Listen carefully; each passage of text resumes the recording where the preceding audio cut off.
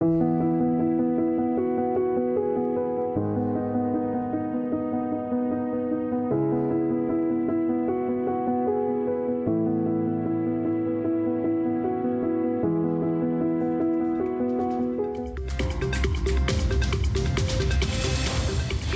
las 8 de la mañana, 3 minutos, les damos la bienvenida, hablemos temprano, como lo vieron. Hoy el Papa, su cuerpo, está ahí con los feligreses, en compañía de todas esas personas que quieren darle el último adiós en la Basílica de San Pedro, después de ese traslado desde la capilla de Santa Marta. Y para esta oportunidad, con una ceremonia, con todas las disposiciones, con todo el protocolo, pese a los cambios que él mismo introdujo y que él mismo pidió para esos funerales. De ese protocolo y del proceso que viene vamos a hablar hoy. Es un honor tener aquí al padre Diego Uribe Castrillón. Él es docente de teología de la UPB, una profesión a la cual le ha dedicado 40 años de su vida, casi 40 años, padre. Padre, qué alegría tenerlo aquí en Hablemos Temprano. Bienvenida. Gracias, sí, por esta invitación. Bueno, estamos pues dispuestos a ver todo lo que tiene que ver con el proceso de las exequias del Romano Pontífice y de pronto algunos detalles sobre la elección. Padre, estaban cerca, dicen desde el Vaticano, de 20.000 fieles ahí esperando el féretro del Papa Francisco para hacer su despedida. ¿Qué significa eso para un creyente, para un católico o para una persona que sencillamente veía en Francisco una persona admirable? Bueno, ahí en ese proceso de la sepultura del Papa se manifiesta siempre como la admiración de los fieles. Y uno podría hacer incluso una diferencia, cómo fue el entierro del primer Papa. Pedro fue sacado de ahí, del lugar del martirio, y llevado a un lugarcito que precisamente estaba indicado cerca del obelisco que hay ahí en la plaza de San Pedro. La diferencia es que ahorita pues se tiene un ritual muy sobrio, muy bonito, una celebración hecha con mucha modestia y con mucha elegancia al tiempo, porque eso empezó a reformarse de tiempos del Papa Pablo VI, que suprimió una cosa muy solemne que se hacía, un catafalco, se preparaban una serie de rituales sumamente difíciles, pero ahorita el Papa llega a ese lugar donde va a ser, digámoslo así, acogido y admirado también por los fieles, vestido de rojo. Ahí estamos viendo, padre, las imágenes en vivo, esa majestuosidad, la solemnidad, el silencio, a pesar de la cantidad de personas que acompaña esta ceremonia. Y usted hace énfasis en el color rojo, porque eso tiene un significado. Sí, porque el Papa es el sucesor del apóstol que está exactamente a 15 metros ahí abajo de donde está ubicado ahora. Eso tiene todo un significado. Claro. La belleza del ritual está puesto junto a la confesión de Pedro, es decir, donde están las reliquias del apóstol Pedro, ahí cerca ponen siempre al sucesor para su velación, digámoslo así. El vestido rojo es porque es un sucesor de los apóstoles y además la simplicidad del ritual nos indica que está puesto prácticamente sobre el piso de la basílica para indicar también algo muy bonito. En el fondo es una memoria hasta del mismo día de la ordenación.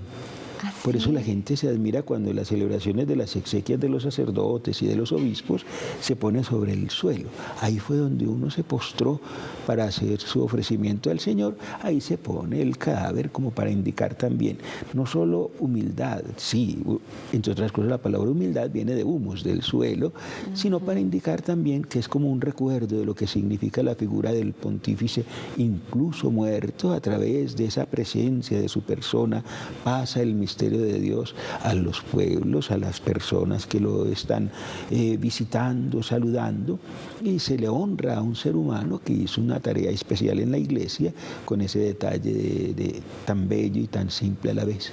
Qué bonito, padre. Todo tiene un significado y ya vamos a estar ahondando en eso, pero no quiero dejarlo seguir sin que me cuente algo muy básico que tal vez muchos no nos preguntamos porque siempre lo hemos escuchado, pero no sabemos de dónde viene la palabra papa. Precisamente por eso está el Papa ahí puesto en ese sitio. Petri Apostoli Potestas Accipiens. Es una frasecita con 4 palabritas latinas que dice: aquel que recibió la potestad de Pedro. Qué belleza esa figura tan sencilla. Es decir, el que sucede en la tarea que le encomendó el Señor a San Pedro, entonces ese es el Papa. No es papá, sino Papa. Petri Apostoli Potestas Accipiens, el que recibió de Pedro la potestad, por esa comunicación a través de los siglos que hemos tenido en la Iglesia de esa autoridad. Qué bonito. Padre, usted ha mencionado en varias ocasiones la palabra humildad. Y esa ha sido la característica, fue la característica de la vida del Papa Francisco, pero también lo que él quiso para su muerte. Él cambió varios asuntos del protocolo justamente para hacerlo más cercano a la gente. Sí, sobre todo que es hacer posible que la celebración no se convierta, y él mismo lo advirtió, como en el funeral de un jefe de Estado, de una figura extraordinaria y significativa en el plano de las cosas humanas, sino es el paso a la vida eterna de un ser humano que prestó un servicio en la Iglesia con cariño, con afecto y con una cercanía con el pueblo de Dios. Pero hay que advertir que no es la primera vez que ocurre algo semejante. ¿Ah, sí? Ya, por ejemplo, en tiempos de otros pontífices se habían presentado algunos signos muy bonitos de lo que sería una especie de variación en el estilo de las cosas. El Papa Pablo VI fue el que introdujo esa forma de sepultar a los papas poniéndolos sobre el suelo. Pero ya desde antes habían venido unas reformas muy interesantes. El Papa Pío V quitó esos hábitos suntuosos de púrpuras y cosas y dijo que el Papa se vestía de blanco, por ejemplo. Sí. Y así, cada uno va introduciendo algunas precisiones a la forma como quiere ser sepultado, e incluso ellos tienen también la libertad de escoger dónde quieren ser sepultados. El Papa Francisco, por ejemplo, escogió Santa Marta. Santa María, Santa la mayor. María, sí, Santa María. Por su devoción a la Virgen María. Incluso ven que tiene el rosario en sus manos, que siempre lo ponen ahí en esa experiencia, porque es como libertad de la persona de querer dónde quiere ser sepultado. De hecho, es como y no todos los papas están enterrados en San Pedro. Hay unos que están enterrados en la Basílica de Letrán, hay papas que están enterrados fuera de Roma. Por ejemplo, el Papa Celestino V está enterrado en otro lugar, que incluso Benedicto visitó esa tumba y le dejó el palio, el signo de la autoridad pontificia, allá a ese Papa en esa sepultura en un lugar de Italia. Padre, por ejemplo, el cambio de no utilizar el catafalco, que es como esa plataforma que también se utilizó en algunos funerales de los papas, o el féretro, por ejemplo, cambiar que fueran 3 féretros a uno solo. ¿Eso qué significa? Bueno, significa un poquito como simplificar todo ese ritual tan complejo que se tenía en muchos casos hasta por seguridad de los restos del pontífice. Sin embargo, se conservarán algunas cosas que estaban previstas en toda la forma de proceder en estos casos. Se indica como descomplicar un poco la situación, porque es que prácticamente el Papa quedaba herméticamente sellado en una urna con un montón de requisitos y de prescripciones. El próximo viernes en la noche van a estar el secretario de Estado, que entre otras cosas se dice emérito, porque ya no es secretario de nadie, sino está el decano del Sacro Colegio, está el camarlengo, que es la persona que tiene la tarea de coordinar la vida de la Iglesia, sobre todo la parte de la elección, y las personas de la curia acompañando un gesto muy bonito que ojalá lo transmitan. Ya lo transmitieron en caso de Papa Juan Pablo y luego en el caso del Papa Benedicto, que es cuando se cubre el rostro, se pone en el féretro un rollito donde está la vida del Papa redactada armoniosa y bellamente manuscrito, lo deben estar haciendo, y se ponen también como unas indicaciones del periodo en que fue pontífice. Todo dentro de una simplicidad muy bonita que ya se había empezado a experimentar en la Iglesia, pero que ahorita se hace más evidente, incluso pues porque los medios nos ponen en contacto con todo este ritual. Es indicar, sí, como que él quiere ser considerado como cualquiera de los creyentes en la simbología y en los signos que acompañan la muerte. Por ejemplo, está ahí al lado del cirio pascual, que es muy bello saber que ese cirio fue el que se encendió en la noche de Pascua, cuando prácticamente la vida del pontífice estaba ya en su última etapa. Es un signo de resurrección. Y ya que usted lo menciona, Padre, desde su visión teológica, quiero preguntarle, ¿Qué significa para usted que haya muerto el Papa en el inicio de la Pascua, que haya esperado hasta esa ceremonia de resurrección para decir con todo el esfuerzo, con sus últimas fuerzas físicas, hermanos y hermanas, feliz Pascua? Bueno, de alguna manera él estaba preparándose para su Pascua, para su encuentro con el Señor, y lo tenía muy claro en su vida. Y incluso parte de eso es su testamento espiritual, lo que él quiere, los deseos últimos. Casi siempre los papas dejan ahí una huella muy especial de su significado, de su vida. El testamento espiritual de Benedicto es espectacular porque dice: yo he hecho esta tarea, he servido a la Iglesia, pero morir en Pascua es muy significativo.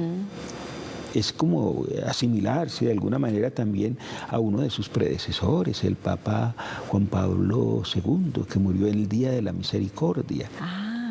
Recordemos que es como la víspera de ese día tan especial. Sí, las fechas están escritas en la mente de Dios, pero las coincidencias son muy interesantes porque uno las puede interpretar a la luz de la fe como un participar ya de la resurrección de Cristo, de su victoria sobre la muerte, y hacer ver que la muerte en definitiva no es un fracaso, sino un triunfo. Qué bonito eso, Padre. ¿Cómo es ese paso también tan significativo de cuando se cierra el féretro? Bueno, es para indicar que ya cesa como la exposición pública de una figura y ya empezamos a contar con la memoria, el significado de la persona en la vida de la Iglesia. Incluso la oración es muy bonita, cuando este rostro tan querido para nosotros va a desaparecer, y de alguna manera es imitación de lo que ocurrió con Cristo, que también le cubrieron su rostro con el famosísimo sudario, que entre otras cosas por ahí ha estado funcionando en estos días ese análisis de esa pieza tan especial, pero es indicar que nos quedamos ya no con la memoria de una imagen, sino de un legado espiritual, de un testamento de fidelidad a Dios, de unas vivencias de fe, de una experiencia del Señor, en la que cada uno de los papas nos ha mostrado una faceta del rostro y de la vida de Jesús. Padre, ese terciopelo que cubre el féretro también tiene un significado. Pues el significado es como una indicación de algo bonito, de algo sencillo a la vez, como para indicar como que se recoge un cadáver con la veneración que debe tener un cuerpo humano. Sí, incluso detalles muy lindos también en todas las culturas. Como siempre el cuerpo es protegido, es cuidado por lo que significa como punto de encuentro con las personas, y es una señal de delicadeza. No es tanto de lujo, ¿no? Sino que es como indicar, se respeta el cuerpo humano por lo que significa como templo del espíritu, decimos nosotros los creyentes, pero también como el espacio en el cual una persona pudo comunicarse con nosotros. Padre, uno de los recuerdos que aquí en Antioquia y en Colombia vamos a atesorar del Papa Francisco fue su visita, por supuesto, y usted estuvo muy cercano a esos protocolos, a esa organización, a ese recibimiento. ¿Cómo fue? ¿Cómo lo recuerda? Bueno, primero que todo pasó una cosa muy curiosa que yo creo que casi ninguno se acordó, pero yo sí me acordé, que estaba el Papa, vino a Medellín con todo el significado de su presencia, pero él ya había estado aquí varias veces en actividades del CELAM, de la Conferencia de Obispos de América Latina, en cuando encuentros, era obispo de Buenos Aires, incluso ahí, pero sí, recuerdo de su presencia aquí, preparando ese momento de Aparecida, una reunión de todos los obispos, en fin. La llegada del Papa a un lugar es muy bonita porque en ese instante, ese lugar es la sede de Pedro. Donde está Pedro está la Iglesia. Es muy significativo. Cuando vino el Papa Juan Pablo, que entre otras cosas ese día recibí yo la ordenación, fue muy significativo porque una frase muy bella de uno de nuestros profesores de teología decía: hoy por esta ciudad pasa el meridiano de la fe. Qué bello saber que donde está el sucesor de Pedro no está él solamente, sino el legado de todo ese tiempo en el cual una persona ha recibido ese servicio, esa tarea de acompañar al pueblo de santo de Dios. Qué bonito, Padre. Y en esos eventos en los que usted estuvo cerca al Papa. A mí me tocó propiamente una parte de coordinación, unas cositas de comunicaciones y todo eso. Pero como el preparar la visita fue también muy interesante porque hubo que pensar en ofrecerle al pueblo de Dios como una información muy sencilla sobre quién es el Papa. El hecho de saber que el Papa no es un jefe de Estado, sino un pastor. Que el Papa Francisco enfatizó eso que ya habíamos recibido de la figura de Benedicto, pero que Benedicto había recibido de Juan Pablo II, y Juan Pablo II del primero, y de Pablo VI, y así de para atrás de todos los papas. Es una presencia amorosa del Señor que acompaña a la gente, porque eso fue lo que le puso el Señor a hacer a San Pedro: cuide el rebaño.